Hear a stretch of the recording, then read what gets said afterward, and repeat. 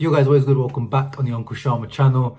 No time for a proper, the usual fancy preview that we do. Try looking at the teams and putting up images on the screen and lineups. So quick match preview just like this on my phone. But yeah, Inter versus PLZEN, or Viktoria PLZEN versus Inter. We are going away to Czech Republic, a place that was good for us in the Champions League just a few years ago in 2019 under Antonio Conte. We went to Slavia Prague, beat them 3-1 at their home. Remember that Lukaku, Lautaro, that's when their partnership was really starting to bloom. And yeah, it's a shame that we can't see Lautaro and Lukaku again tomorrow, 5:45 UK time, kickoff. Weird timing for me. I'm definitely gonna have to do something to get it on time, because it's straight after work, but I'm away tomorrow, so I'm gonna have to do something special. I don't know, already warning you guys, post-match reaction probably won't be a live stream. It'll probably have to be another mobile stream, because I am traveling back from work tomorrow straight after the match. But yeah, looking forward to it. Champions League, this one should be, in theory, I do not want to disrespect PLZEN at all, because these minnows, especially in the Champions League, we saw it with Sheriff, we saw it with Shakhtar, we've seen it over the years. These minnows sometimes can spring up a surprise. They have nothing to lose. They're going to be at home. The crowd's going to be, supporting them. This is the highlight of their season, playing against big teams. Of course, they got smashed by Barcelona 5-1 in the last week. So clearly they're not, watertight at the back, but this Inter team is not watertight at the back either, and we're not particularly free scoring at the moment. So we can't underestimate this team. We need to go out there, hard work, make sure we get the W, we get the 3 points.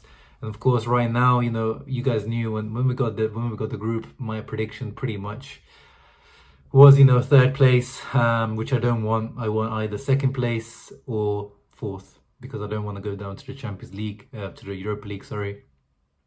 That is going to drain our resources and energies further in the second half of the season. But if Viktoria PLZEN don't put up a fight and we don't put up a fight against Barcelona and Bayern, that's how it's going to end. But it doesn't matter. We are Inter. You get more money for every win you get in the Champions League group stage. So we need to make sure we get these wins. And yeah, predicted lineups, they're looking interesting. There's some obviously conflicted reports, because there's one position that Inzaghi seems to be keeping us in suspense for, which is the goalkeeper position. Once again, Sky Sport Italy, very reliable source, are saying that it's going to be, or at the moment it looks like Handanovic is ahead of Onana starting in goal. But Gazzetta and other sources, Gazzetta has been pretty reliable this season with predicted lineups. They're saying Onana is starting, and I just hope Inzaghi continues with Onana, at least in the Champions League. Okay, in the Serie A, I get it. It's going to be Handanovic, the number one keeper, and he announced at the beginning of the season. Okay, but don't have this confusion, this kind of rivalry starting between the two. Just make it clear, Onana is the cup goalkeeper. Champions League, Coppa Italia, Europa League, maybe he's going to be our goalkeeper, and Serie A is going to be Handanovic. You bring that transition through. It's not ideal, but I think that's the best way to do it right now. So just continue with Onana, bro, because this confusion, this kind of doubtfulness over this position is not helping us at all in this moment. Make a clear decision. Simone, elsewhere in the defense, apparently De Vrij to be rested or dropped again, like it was against Bayern, with Skriniar coming into the middle. Didi 33, D'Ambrosio coming in once again at right centre back in the predicted lineup. So again, not bad. I think one of the three centre backs is going to have to be rotated out of the three every match. I think starting to feel bad for Skriniar now, he's the one who hasn't got rest at the moment as of yet. But he's probably the undroppable one, isn't he? And then Bastoni should be coming back in after he got dropped for Di Marco in the last game. And yeah, I like the way Bastoni came on against Torino. So hopefully he keeps up and there's a pickup in form once again. Gosens, Robin Gosens, Simone, another one. You need to continue playing him. Started against Bayern, got 90 minutes. Finally 90 minutes for him. He does the first 90 minutes in almost a year for him. So let's not forget that. I keep saying, let's not be too overreactionary when it comes to Gosens. This guy is coming from a long injury layoff. He needs time. But Inzaghi, do not mess up. Play Gosens, give him another 80 plus minutes against PLZEN. And we need to see some signs of Gosens of life as well. Against Bayern, he was okay, but I think we ignored him a little bit too much. He hasn't been integrated into the team properly yet, but people need to start using him. Those runs in behind Gosens, he is really good at those. Use Gosens on that left-hand side. On the right-hand side, the predicted lineup I'm looking at has Dumfries.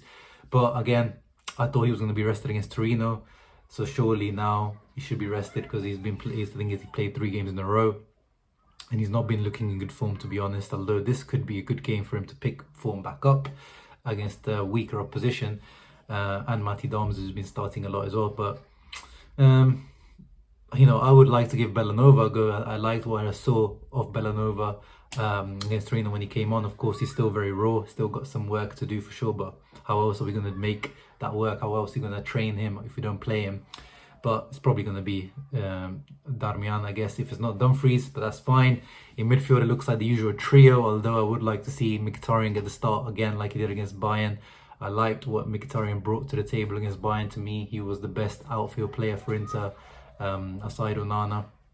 Of course, he was an outfield player, but it looks like it's going to be Hakan. But, you know, again, I need Hakan to be stepping up as well. Another one that's kind of underperforming.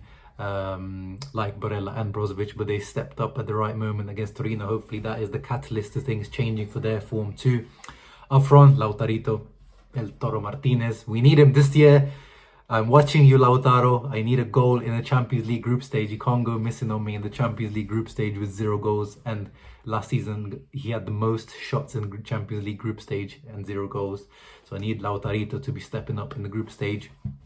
And he has to, because last year Dzeko stepped up. This year we probably is in the current absence of Lukaku. We need Lautaro to step up because we can't probably expect Dzeko to do what he did last year again. And Correa, who should be starting next to Lautaro. I don't want to see Dzeko because he already played 2 games in a row now starting, and it's weird when Correa starts he doesn't do that well, but Dzeko when he comes on the sub does well. When Dzeko starts, Correa comes on the sub and does better than Dzeko did. So it's weird. No one's nailing down that position. But right now, after the Torino game, Dzeko was really bad. It's Correa time. But Correa, just do something, bro. Do something. There's been a decent start. He had a good preseason, decent start. 2 goals, 1 assist from Correa. Starting to put up the numbers that we want. But come on, we need more. We need more. We need to start proving why Inzaghi pushed for you. And yeah, hopefully we also see, you know, if the result goes well, Aslani, I want to start seeing Aslani being more rotated into the team. Come on, Inzaghi, it's time to start rotating and integrating some of these younger players in. And yeah, in terms of Viktoria Pilsen, I really do not know any of their players. I'm not going to act like I do. On Inter's website, the predicted lineup for Viktoria Pilsen has a 4-2-3-1, and their striker up front is their top scorer. And I guess he's their star player, Thomas Chori, number 15. So I guess he's the man to watch. I don't know anything about any of the other players. Of course, they're going to work their socks off. And of course, they're going to have probably their number 7, Sikora, probably man-marking Brozovic, as most of these teams do. In the 4-2-3-1, the CAM, usually that's the job. So hopefully, Brozovic can bypass that type of press. But anyway, all that's needed, 3 points, a W, that's all that matters. And we can go into the Udinese game with confidence and end this early beginning part of the season, at least in a strong way before the international break. And then Lukaku comes back and hopefully we can take things to the next level and recover from this early setbacks that we've suffered. But yeah, you guys let me know in the comments down below in terms of the lineups. Who would you start? Onana, Handanovic? Would you give Bellanova a chance? Would you give Aslani a chance? Mkhitaryan, do you agree with me? Gosens up front, who would you pick? Let me know in the comments down below. Of course, leave a thumbs up, subscribe to Le Chanel, and I shall see you tomorrow. As I said, probably not a live stream, probably another video like this, but see you tomorrow for hopefully a positive Champions League reaction. Ciao ragazzi, Forza Inter.